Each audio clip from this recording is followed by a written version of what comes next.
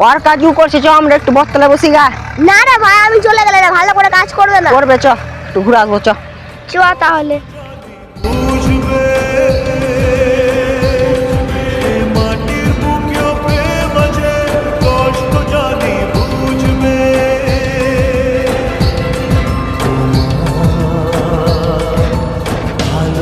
চাষবাস করে কোনো লাভ নেই।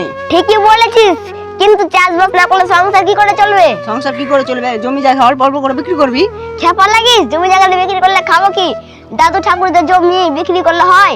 সেটাও ঠিক। স্যার না এদিকে আয়। তুই কিছু বুঝতে তোরা এখানে গল্প করছি। কোথা থেকে এলি তুই? তো রাজমিস্ত্রি খেলে এলাম।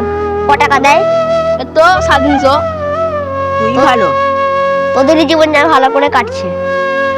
রাজমিস্ত্রি খালি যখন বলবি গা হাত সব ব্যথা হয়ে গেল। কি করলি এমন গা হাত ব্যথা হয়ে গেল? ইট বোয়াছি, মশলা মাখাছি, বালি চালছি, সব কিছু করতে হয়েছে আমাকে। সবই তুই করছিস? হ্যাঁ। মিস্ত্রিতে কি করছে?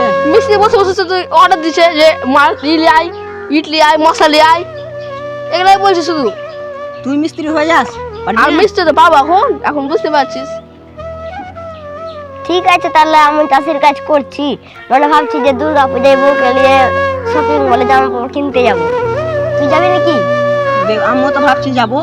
তো বলি এখন টাকা পয়সা নাই, আবার সব মলে যাবি। ঠিকই বলেছিস, ভুলেতে গেছি, টাকা পয়সা নেই, কি করতে হবে তাহলে? তাহলে কি করবি আর?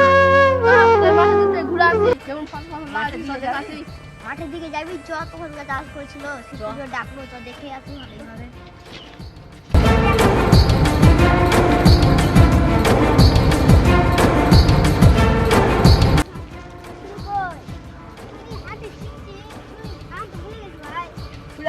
হাতে কষ্ট ছিড়বি তুই। ফোন চাটটা পারবো। তোমার নাম কি? দেখু কোথায় বাড়ি তোমার? ও তো চিনিস না, আমার বাড়ির পাশে বাড়ি, আমার বন্ধু হয় একরকমের। আমার ভাইয়ের কাকা তো ভাই। সে বললাম চিনি না হবে। তোর ভাই সম্পর্কে ভাই হবে। চল আমরা ওদিক থেকে তো আমাদের জমি দেখি তাই। তো আমাদের জন্য ঘাস ভাগ ফেলা করছিস। এখনই চাষ করলাম, জমিটাতে বাদ হয়ে যাবে, সাপোর্ট তুলে চাষ করেছি। ভালোভাবে বল, আমরা তো ভয় খেয়ে গেছিলাম।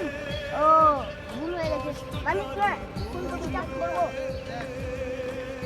চাষিদের জীবন যাপন এভাবেই কাটে।